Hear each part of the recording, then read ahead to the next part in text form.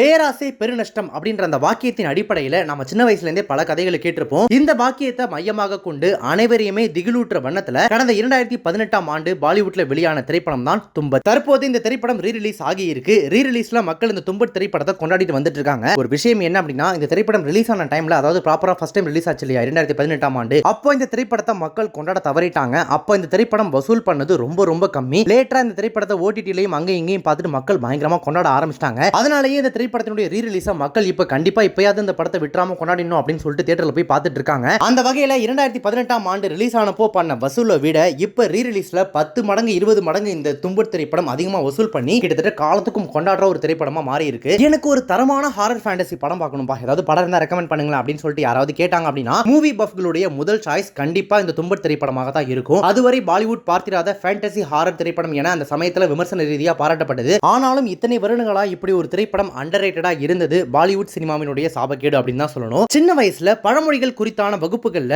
பெரும்பான்மையாக நமக்கு சொல்லிக் கொடுக்கப்படும் கதை தங்க முட்டையிடும் வார்த்தை பத்தி தான். பேராசை பெருநஷ்டம் அப்படின்ற அந்த நீதிமொழியை தான் அந்த கதையின் இறுதியில சொல்லியிருப்பாங்க. அந்த நீதிமொழியை மையப்படுத்தி ஹாரர் ஃபேண்டசி படமா இதை இயக்கி இருந்தாரு அறிமுக இயக்குனர் ரஹி அனில் பர்வே. சரி, இந்த தும்பட் திரைப்படத்தினுடைய கதை தான் அப்படி என்ன அப்படின்னு கேட்டீங்கன்னா, 1947ல மகாராஷ்டிராவில் இருக்கக்கூடிய தும்பட் அப்படின்ற அந்த கிராமத்துல தனது தாயார் கூட இருந்துட்டு இருக்காரு விநாயக். விநாயக்கினுடைய அம்மா இருக்காங்க இல்லையா தாயார், அவங்க தங்க நாணயத்திற்காக தனது வீட்டிலேயே ஒரு வயசானவர் வச்சு பாத்துக்கிறாங்க. அது மட்டும் இல்லாம தனது வீட்டிலேயே இறப்பை சந்திக்கவே முடியாத வயதான மூதாட்டி ஒருத்தருக்கு சாப்பாடு கொடுத்துட்டு வந்துட்டு இருக்காங்க. இப்படி கதை போயிட்டு இருக்கும்போது எதிர்பாராத ஒரு நேரத்துல அந்த வயதான முதியவர் இருக்கார்ல, இத்தனை வருஷமா அவங்க பார்த்துட்டு வந்துட்டு இருந்தாங்களே, அவர் இறந்துட்டாரு. இன்னொரு பக்கம் அந்த தாயாரினுடைய இரண்டாவது மகன், அதாவது விநாயக்கினுடைய தம்பி, ஒரு எதிர்பாராத விபத்துல இறந்துவிட அந்த இறப்பையே சந்திக்க முடியாத மூதாட்டியை அந்த வீட்டிலேயே விட்டுட்டு தன்னுடைய மகன் விநாயக்கோட அந்த தும்பட் அப்படின்ற கிராமத்துல இருந்து கிளம்பி வந்துடுறாங்க அந்த தாயார். இப்படி இருக்கும்போது வளர்ந்த பிறகு பேராசையால மீண்டும் அந்த தும்பட் கிராமத்திற்கு போறாரு விநாயக். அப்போ அங்க இறப்பை சந்திக்கவே முடியாத அந்த மூதாட்டி இருக்காங்க இல்லையா, இவங்க விட்டுட்டு வந்தாங்களே இந்த கிராமத்துல, அந்த மூதாட்டி மேல மரமே வளர்ந்து நிற்கும். அது மட்டும் இல்லாம அந்த மூதாட்டியினுடைய உடல் பாகங்கள்ல இதயம் மட்டும் தான் மீதம் இருக்கும். அந்த மூதாட்டி அஸ்தர் கிட்ட சிக்கிக்கிட்டா அது என்னை போன்ற வடிவில உன்னையுமே மாத்திரும் அப்படின்னு சொல்லிட்டு இந்த விநாயக் கிட்ட எச்சரிச்சுக்கிட்டே இருப்பாங்க அந்த டைம்ல. அதை தொடர்ந்து தனது வறுமை சூழலை நீக்க சில தந்திரங்களை பின்பற்றி அந்த ஹஸ்தர் புதையலை கொஞ்சம் கொஞ்சமா எடுத்துக்கிட்டே இருப்பாரு விநாயக். இந்த சூழ்ச்சியை தன்னுடைய மகனுக்கும் சொல்லி தந்து அவனுக்குமே பயிற்சி கொடுத்துட்டு இருப்பாரு. இறுதியில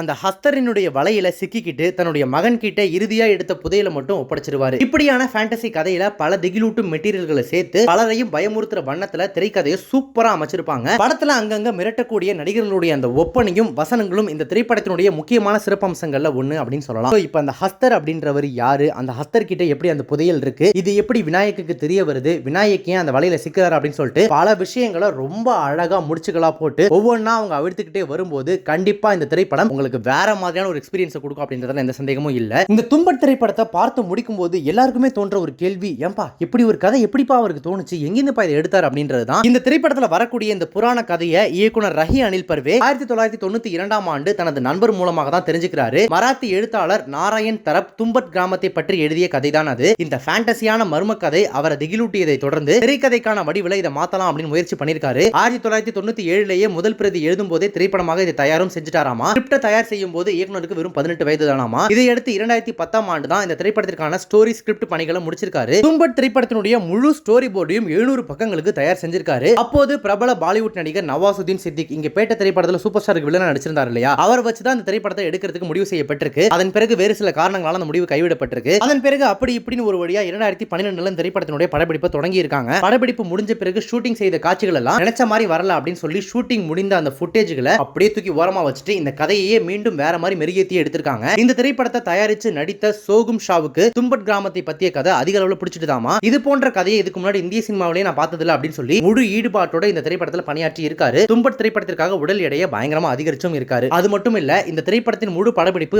6 ஆண்டுகள் வரை நீடிச்சிருக்கு. அந்த காலம் முழுவதும் தனது லுக்க மாத்திக்காம இந்த படத்திலேயே முழுமையா ஈடுபட்டிருக்காரு. அதன் பிறகு 2015ல படப்பிடிப்பு முடிஞ்சிருக்கு. படத்தினுடைய இறுதிக்கட்ட பணிகள் மட்டுமே 2.5 வருடங்கள் வரை நீடிச்சுக்கிட்டே போயிருக்கு. அந்த அளவுக்கு இந்த படத்துல வேலை இருந்திருக்கு. முதல்ல எடிட் செய்யும் போது படத்தினுடைய நீளம் 200 நிமிடங்கள் வரை, அதாவது 3 மணி நேரம் 20 நிமிடங்கள் வரை இருந்திருக்கு. அதை 100 நிமிடங்களுக்கு சுருக்க ட்ரை பண்ணிருக்காங்க. இதுக்காக எடிட்டிங் பண்ணியும் போது சில வசனங்களையும் மாற்றியிருக்காங்க. இப்படித்தான் சின்ன வயசுல இருந்து தான் கேட்டு வளர்ந்த அந்த கதையை கொஞ்சம் கொஞ்சமா முழுமையான ஈடுபாட்டோடையும் பொறுமையோடையும் இயக்குனர் ரஹி அனில் பர்வே படமா மாத்திருக்காரு. இந்த திரைப்படத்தின் 2வது பாகம் குறித்தான எதிர்பார்ப்பு தற்போது வரை பாலிவுட்ல இருந்துகிட்டே தான் இருக்கு. அது மட்டும் இல்லாம இந்த திரைப்படம் தான் வெனிஸ் திரைப்பட விழாவின் ஓபனிங்ல ஒளிபரப்பப்பட்ட முதல் இந்திய திரைப்படமாகவும் இருக்கு. அசலான இயற்கை லைட்டிங்க தான் பெரும்பாலான இடங்கள்ல இந்த திரைப்படத்துக்கு பயன்படுத்தி இருப்பாங்க அப்படின்றது இன்னொரு சுவாரஸ்யமான சர்ப்ரைஸ் அப்படின்னு அப்படினே சொல்லலாம். அது மட்டும் இல்லாம இந்த திரைப்படத்துல வரக்கூடிய கிளைமேக்ஸ் காட்சியை விளக்கு ஒளி உதவியின் மூலமா மட்டுமே தான் எடுத்திருக்காங்க. வேற எந்த எக்ஸ்ட்ரா லைட்டிங்குமே கிடையாதாமா. இறப்பையே சந்திக்காத அந்த மூதாட்டியும் ஹத்தரும் தான் இந்த திரைப்படத்தினுடைய திகிலூட்டும் புள்ளிக்கு அடிநாதம் அப்படினே சொல்லலாம். குறைந்த பட்ஜெட்டை வச்சுக்கிட்டு VFX, SFX ஷாட்களையும் நல்ல ஒரு அவுட்புட்டை கொடுத்து தொழில்நுட்ப ரீதியாகவும் இந்த திரைப்படத்தை மிரட்டலான ஒரு விஷயமா கொடுத்திருப்பாங்க.